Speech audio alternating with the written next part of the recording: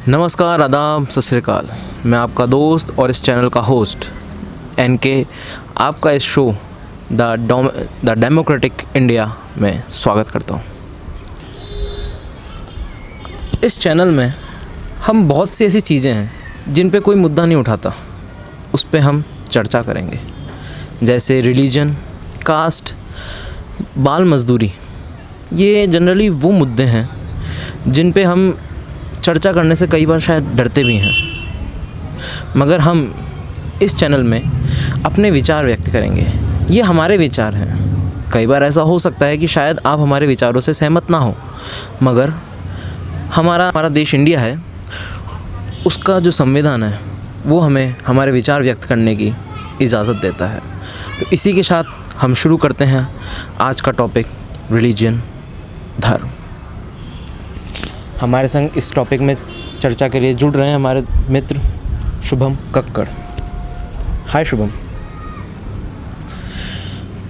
शुभम, मेरा एक क्वेश्चन है आपसे कि आप धर्म, जाति और वर्ण में क्या अंतर समझते हैं?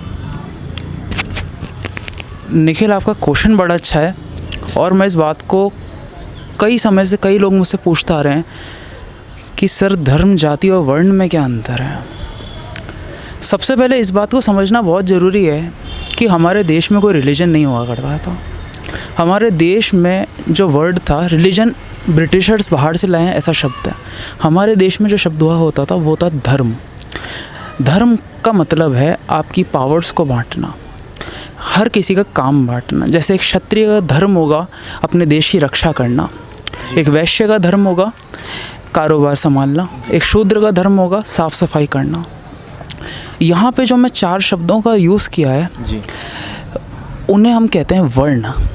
और श्री कृष्ण महाभारत के अंदर जो गीता का अध्याय आता है उसमें लिखते हैं 4थे अध्याय के अंदर कि ये 4 वर्ण जी, ब्राह्मण, क्षत्रिय, वैश्य और शूद्र मेरी ही देन है। वो साफ कहते हैं मेरी ही देन है, लेकिन इनको मैंने इनके कर्मों के अनुसार बांटा है।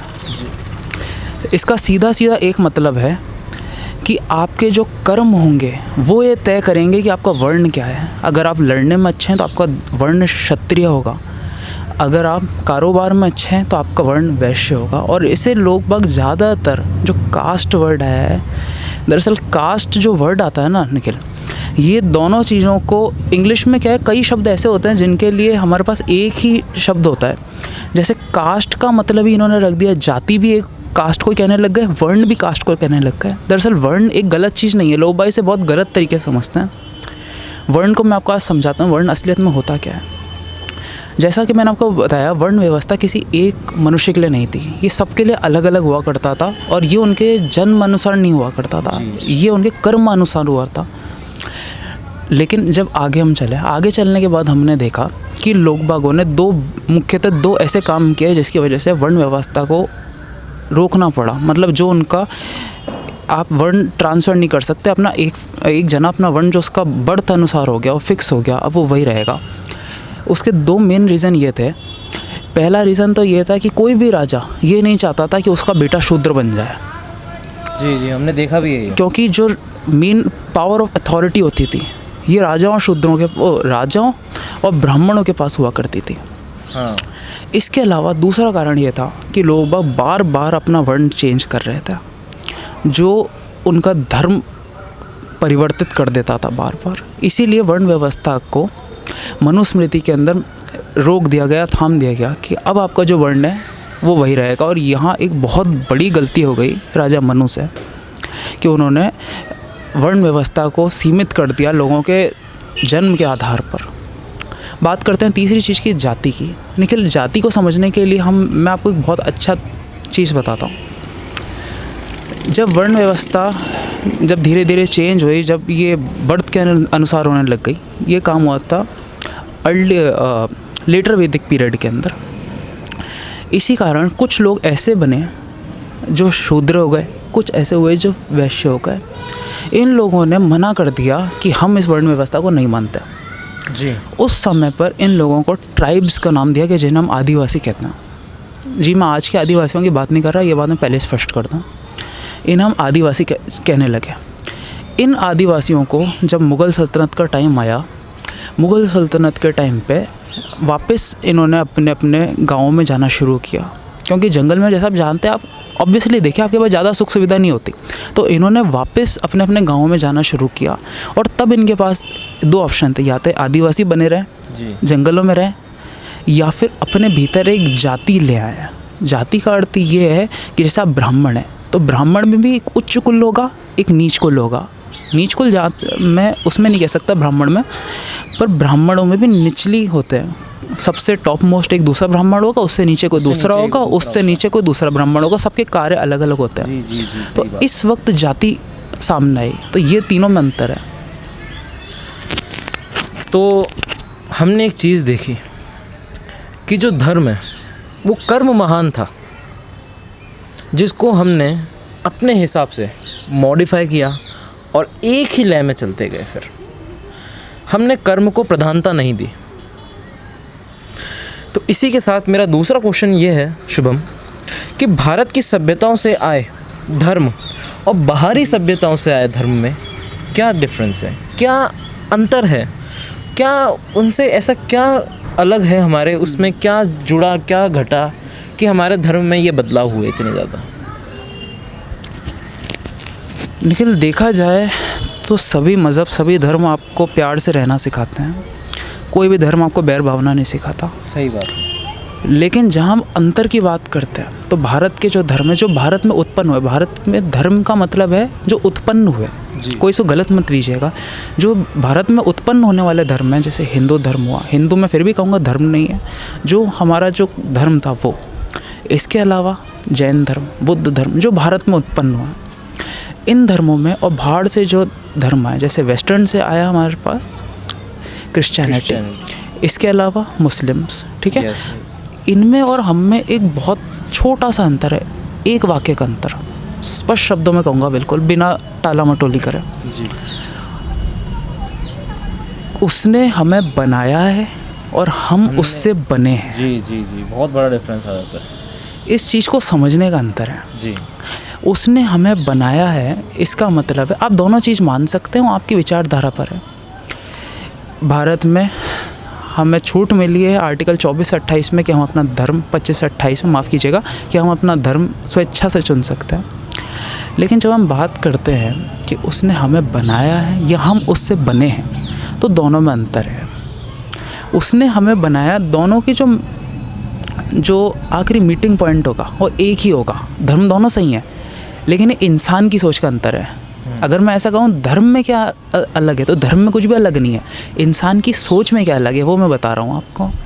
कि उसने हमें बनाया, इसका मतलब एक क्रिएटर है, एक गॉड है, एक पर्सन है जो आसमान में बैठा है, जो जन्नत में बैठा है, जो सब कुछ कंट्रोल कर रहा है, जिसने हम सबको बनाया है। ज़रूरी नहीं है उसका कोई आकार हो सकता है निराकार हो।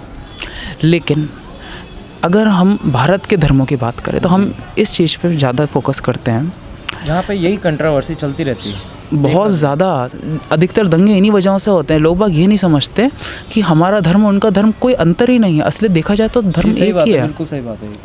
इसकी बजाय भारत के जो धर्म है, अधिकतर हम देखते हैं हमारे कर्म पे फोकस करेंगे, हमारी आत्मा पे फोकस करेंगे। हमारे लिए कोई भी ऊपर नहीं बैठा हुआ।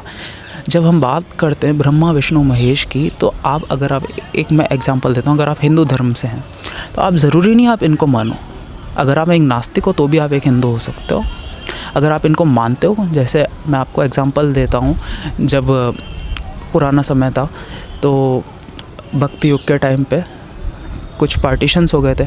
पार्टीशंस नहीं कहूँगा, उनको कुछ पार्ट्स हो गए थे। लोगों के अंदर संत थे, कुछ मानते थे मठ जिसे हम कह सकते हैं। जैसे शंकराचार्य मानते थे कि भगवान का कोई आकार नहीं और निराकार है।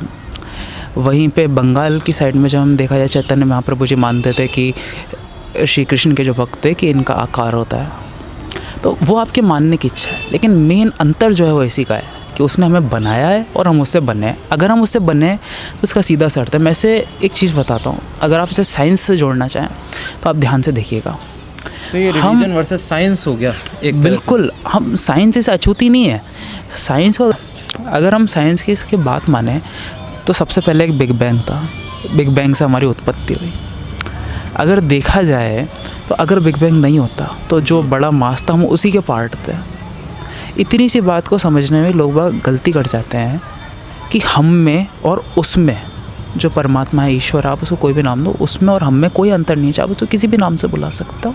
कण कण में प्रभु, कण कण में प्रभु, बिल्कुल सही बात है। एक दोहा याद आता है मुझे इससे बहुत अच्छा, कि हिंदू कहे मोहे राम प्यारा, तुर्क कहे रहमाना, आपस में दो लई मरे मरम न खो जाना। लोग भाई इस बात को समझ नहीं पाते, इसलिए हमारे हिंदी में याद करो, हम एक चीज़ बोलते हैं अहम ब्रह्मास्मि, कि मैं ही ब्रह्म हूँ, मैं ही ब्रह्म हूँ, मतलब मैं ही वो चीज़ हूँ जिससे मेरी उत्पत्ति हुई। ब्रह्म क्या होता है? वो चीज़ जिससे हमारी उत्पत्ति हुई है।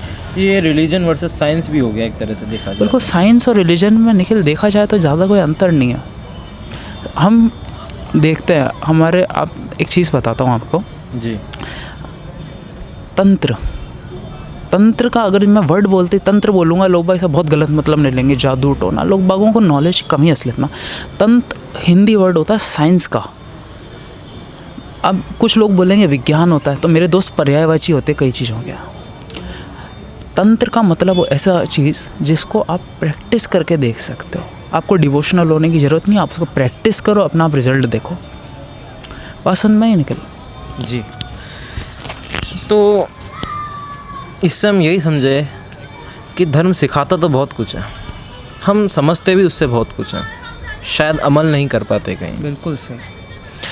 कहीं कुछ चूक रही जाती है हमारे से कि हम अपने धर्म को शायद कहीं गिरा ना देते हैं। कुछ इस पे मैं कुछ कहना चाहूँगा कि धर्म क्या है? क्या है धर्म? हमें मंदिर ने सिखाया, मस्जिद में हमें पढ़ाया, मंदिर में हमें सिखाया, मस्जिद में हमें पढ़ाया, गिरजाघर में हमें बताया, गुरुद्वारे में हमें समझाया। गिरजाघर में हमें बताया, गुरुद्वारे में हमें समझाया, पर फिर भी समझ ना आया क्या है धर्म। तो सही बात है। तो शुभम, इसी के साथ मेरा दूसरा थर्ड क्वेश्चन है कि धर्म क्या सिखाता है? ये थोड़ा देखने वाला क्वेश्चन है, ये लोग आसान समझते हैं। लोग इस क्वेश्चन को बिल्कुल सही कहा, लाइट ले जाते हैं, ज़्यादा अंडर एस्टिमेट करते हैं इस क्वेश्चन को। बहुत ऐसा समझते हैं कि क्या बोलेगा धर्म। अगर मैं ऐसा बोलूँ प्यार सिखाता है, ईमान सिखाता है, मोहब्बत सिखाता है, तो सब ये बात जानते हैं, सभी धर्मों में मान मोहब्बत। लेकिन फिर मुझे एक चीज़ बताओ दोस्तों, जब आप सबको ये बात पता है तो उसके बाद भारत देश के अंदर दंगे क्यों होते हैं? भारत देश में धर्म के नाम पर लोग बागों को क्यों मारा जाता है? उनकी गर्दनें क्यों काटी जाती है? राम मंदिर, गुजरात, कितनी कुछ चीज़ें हो रही है दोस्तों। तो अगर हम इस चीज़ को समझ लें कि धर्म क्या सिखाता है, देखो निखिल, धर्म की परिभाषा मैं बताता हूँ तुम्हें। धर्म, अगर तुम्हें ये चीज़ समझ में आ रही है ना कि धर्म हमें ये सिखा रहा है कि तुम डिवोट हो जाओ, तुम उससे प्यार करो। धर्म का सीधा सीधा अर्थ है प्यार करना। तुम अपना कर्म करो, मैंने पहले ही बताया था धर्म और कर्म आपस में रिलेटेड है। तुम अपना कर्म करो और जिससे भी तुम मोहब्बत करते हो, जो भी तुम्हारा खुदा है, जो भी तुम्हारा ईश्वर, तुम उसे प्यार करो। यही धर्म है निखिल। और इसमें अपनी बुद्धि का प्रयोग करना कभी मत छोड़ो। जी जी जी। जनरली हमने देखा है कि हिंदुओं के अंदर मूर्ति पूजा बहुत ज़्यादा प्रचलित है, लेकिन कई हिंदू ऐसे हैं जो निराकार पे भी विश्वास रखते हैं। बिल्कुल। जैसे एक संगठन भी चलता है जिनका शायद बहुतों ने नाम भी सुना होगा, निरंकारी संगठन, जो एक तरह की संस्था है निरंकारी। तो उनका मानना वही है, कण कण में भगवान है। तो इसी पे एक मेरा अगला प्रश्न है कि क्या मूर्ति पूजा आपके हिसाब से क्या मूर्ति पूजा सही है? देखो निखिल, सबसे पहले मैं एक बात बताना चाहता हूँ। अगर आप हिंदू धर्म की बात कर रहे हैं तो हमारे जो शंकराचार्य जी थे जी, उन्होंने जो हमारे 4 धाम बने हैं उन्होंने बनवाए। उनका मानना था कि ईश्वर निराकार है। वेदों में भी स्पष्ट लिखा है ईश्वर निराकार है, ईश्वर का कोई रूप नहीं है जी। अगर आप एक अपनी तर्क वाली बुद्धि से भी समझें तो हम ईश्वर की पूजा करते हैं मनुष्य रूप में। क्यों करते हैं? क्योंकि हम हर मनुष्य में ईश्वर को देखते हैं, इसलिए हम उसको नमस्ते करते हैं। मतलब हम उसको नमन कर रहे हैं, हम उसको नमन कर रहे हैं जो आपके भीतर है। हम आपको नमन नहीं कर रहे, हम उसको नमन कर रहे हैं जो आपके भीतर है जी। बात रही मूर्ति पूजा की निखिल, तो मूर्ति पूजा मैं आपको बिल्कुल तरीके से समझाता हूँ। असलियत में निखिल, वैदिक काल में ना मूर्ति हुआ करती थी ना मंदिर हुआ करते थे। मंदिर कब बने, मूर्तियाँ कब बनी, मैं विस्तार से समझाता हूँ। मंदिर बनने का कार्य शुरू हुआ निखिल गुप्ता पीरियड के बाद में, जो गुप्त समाज आता है, जो गुप्त राज हुआ था, उसके बाद जो समय आया उसमें मंदिरों का कार्य शुरू हुआ। ज़्यादातर हम देखते हैं साउथ के अंदर, साउथ के अंदर और नॉर्थ के अंदर आप देखेंगे काफ़ी अलग प्रभावशैली है दोनों की। देखा है, एक नगर आर्किटेक्चर बनाता है, एक रथ आर्किटेक्चर बनाता है। जी सही है। उनका कारण ये है निखिल, राजा मंदिर इसलिए बनाता था रेवेन्यू के लिए, अर्निंग, उसका रेवेन्यू, वो अपने आप को कहीं ना कहीं भगवान से कांटेक्ट में दिखाना चाहता था ताकि लोग बाग उसकी बात से सहमत हो। और बात रही मूर्ति पूजा की, तो मेरे दोस्त अगर मंदिर बनेंगे तो मूर्ति पूजा होगी होगी। अब अगर कुछ लोग ये सोचेंगे मूर्ति पूजा गलत है, तो मैं दोनों बात कहूँगा। अगर आप मानते हैं गलत है तो गलत है, और नहीं मानते तो सही है। कैसे, मैं इसको तरीके से बताता हूँ। तो निखिल, मूर्तियाँ इसलिए बनाई जाती हैं ताकि लोग बाग स्पष्ट रूप से अपने भगवान से मोहब्बत कर सकें, उनसे प्यार कर सकें। एक फीलिंग कन्वे करने के लिए आप लड्डू गोपाल घर पे बिठाते हैं। क्यों बिठाते हैं मेरे दोस्त? ताकि आप उनको अपने बच्चे की तरह ट्रीट कर सकें। आप उनको मोबाइल फ़ोन देते हैं हाथ में, आप उनको कंबल उड़ाते हैं। भगवान को इन सब चीज़ों की ज़रूरत है क्या? नहीं है। आप क्यों कर रहे हैं? आप ये कर रहे हैं प्यार के लिए, अपनी मोहब्बत के लिए। बाहरी ढोंग दिखावा हर धर्म में होता है निखिल। आप मुस्लिमों में देखेंगे, उनके भी 5 जो शरीयत के कानून होते हैं। देखा जाए तो जब सूफ़ी संत आए थे, उन्होंने शरीयत के कानूनों को मानने से मना कर दिया था। उन्होंने साफ तौर पे कह दिया था कि हम उनका ज़िक्र करेंगे, उनका नाम लेंगे, जैसे हम चैंटिंग कहते हैं, हम मेडिटेट करेंगे, क्योंकि हम ऊपरी ढोंग दिखावा नहीं करना चाहते। आप शाम को देखेंगे उनके नाच गाना भी होता था, काफ़ी वो झूमने लग जाते हैं, जैसे हम कहते हैं ट्रांस की स्थिति में आ गया आदमी, बिल्कुल खुशी से। वो सच्ची मोहब्बत, खुदा का नाम लेके, बिल्कुल। और असलियत में होना यही चाहिए। क्रिश्चियंस भी इससे अछूते नहीं है निकल। आप देखेंगे तो कैथलिक्स, प्रोटेस्टेंट्स, ये अंतर आए कहाँ से? ये अंतर इन्हीं चीज़ों से आए। इसलिए अगर आप अपने प्यार कर रहे हैं तो आप कुछ भी कर सकते हैं, वो गलत नहीं है। वो डिवोशन का एक तरीका है। जब विज्ञान भैरव तंत्र पढ़ते हैं, जब तंत्र की मैं बात करता हूँ, तंत्र साइंस होती है मेरे दोस्तों, पर्यायवाची है हिंदी में। विज्ञान भैरव तंत्र आपको दिखाता है 112 तरीके। उन 112 तरीके से आप भगवान को पा सकते हैं अपने शरीर के इस्तेमाल करके। लेकिन अगर आप भक्ति का इस्तेमाल करते हैं तो आपके पास अनगिनत तरीके हैं। तो ये भक्ति मार्ग है। आपके पास अलग अलग तरीके हो सकते हैं उस तक पहुँचने के। किसी भी चीज़ तक पहुँचने का एक रास्ता कभी नहीं होता निखिल जी। तो हमने इससे ये समझा कि सारी चीज़ आस्था की है, कि आप किस में क्या विश्वास रखते हैं, आप कैसा अपने आप को अपने धर्म से जोड़ते हैं, सारी बात यहीं आती हैं जी। तो मेरा ऐसा मानना है कि अगर सभी धर्म, जैसे मेरा एक प्रश्न है सर, कि अगर सभी धर्म के बीच सामान्यताएं क्या हैं, अगर सभी धर्म लगभग एक सी ही बातें हमको बताते हैं, तो उनके बीच सामान्यताएं क्या हैं? कॉमन चीज़ क्या है?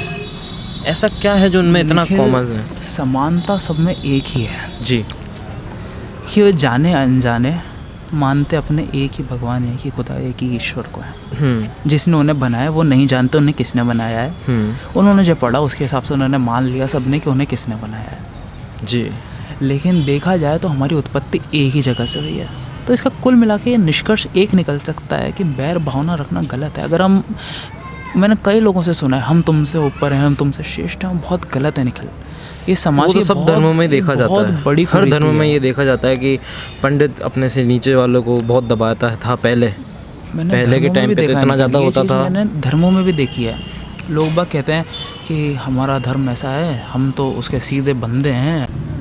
तो निखिल अंतर दोनों में अगर मैं कहना चाहूँगा तो कुछ भी नहीं है। समानता ही समानता, ये सिर्फ आपकी बुद्धि क्षमता पे डिपेंड करता है कि आप कितना अपने धर्म को समझ पाते हैं, आप क्या आपके ईश्वर खुदा से मोहब्बत करते हैं। अगर आप करते हैं तो आपको हर इंसान में वो दिखेगा।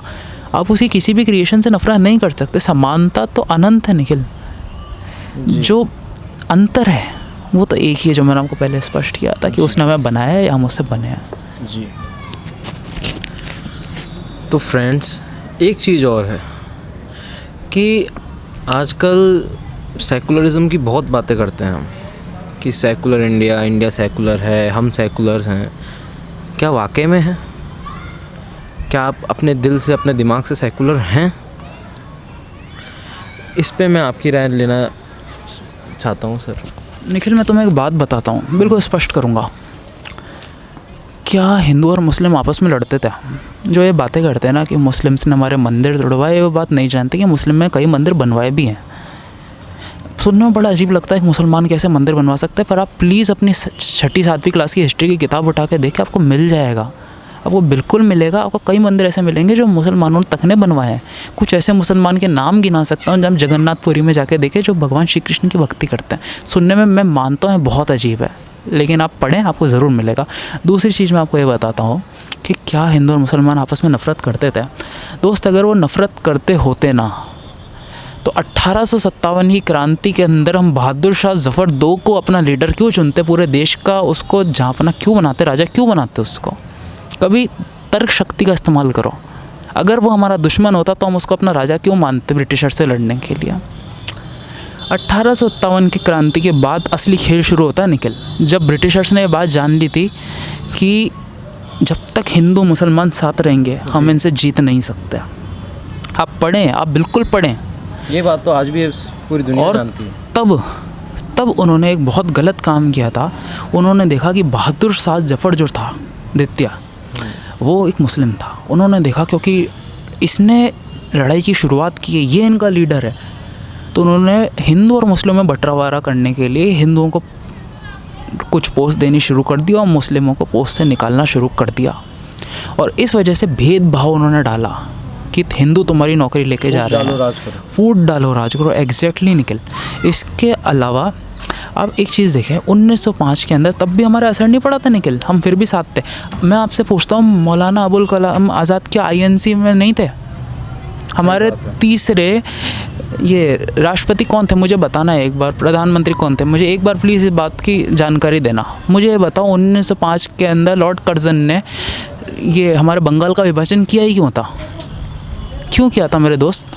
क्योंकि वो हिंदू और मुसलमान को अलग करना चाहते थे। और हम कहते हैं आज उसी बात पे हम उनके सपने को सच करते हुए कहते हैं हिंदू और मुस्लिम अलग अलग है, हम आपस में लड़ते हैं। खैर ये तो बहुत ही गलत है। तक बात सेक्युलर इंडिया की बात करो ना मेरे दोस्त, तो हिंदुस्तान सेक्युलर था, है और रहेगा। और इस चीज़ की पुष्टि मेरे भारत का संविधान करता है। आप पढ़ें, आर्टिकल 25 से 28 तक पढ़ें, आपको अपना धर्म चुनने की इजाज़त है, आप अपने धर्म का प्रचार कर सकते हैं। तो दोस्त सेक्युलर है, आप उठा के देखिए, आप क्वेश्चन नहीं कर सकते इस चीज़ को। सेकुलरिज्म के बारे में हमने सेकुलरिज्म के बारे में जो अभी शुभम से जो राय ली थी, उसके मुताबिक इंडिया वाकई में बहुत सेकुलर है और रहेगा, और रहेगा है, इसमें कुछ शक करने वाली बात नहीं है। वैसे ये क्वेश्चन भी मेरे हिसाब से थोड़ा गलत ही था, लेकिन फिर भी पूछना ज़रूरी था, क्योंकि कई लोग हैं जो शायद इस बात में यकीन नहीं रखते। इस पे मैं कुछ ये कहना चाहूँगा कि हिंदू मुस्लिम सिख ईसाई क्यों लड़ते हो तुम आपस में भाई, हम सब तो भाई भाई। तो इसी के साथ दूसरा क्वेश्चन और आखिरी क्वेश्चन हमारा, क्या सभी स्कूलों में, अब जितने भी स्कूल्स हैं हमारे इंडिया में, आप देखें कि मिशनरी स्कूल्स, मोमडन स्कूल्स, हिंदू स्कूल्स, गुरु जो अपने सिखों के स्कूल्स होते हैं, वो अपने हिसाब से ही अपनी प्रार्थनाएं फिक्स रखते हैं। तो क्या ये चीज़ कहीं गलत नहीं है कि इस मिशनरी स्कूल्स में उनकी मिशनरीज़ की प्रेयर्स होंगी, हिंदू स्कूल्स में उनकी भगवानों की प्रार्थनाएं होंगी, मोमडियंस स्कूल्स में उनकी से जो रिलेटेड है वो प्रार्थनाएं होंगी, सिखों में उनकी गुरुवाणी टाइप की जो प्रार्थनाएं हैं वो होंगी।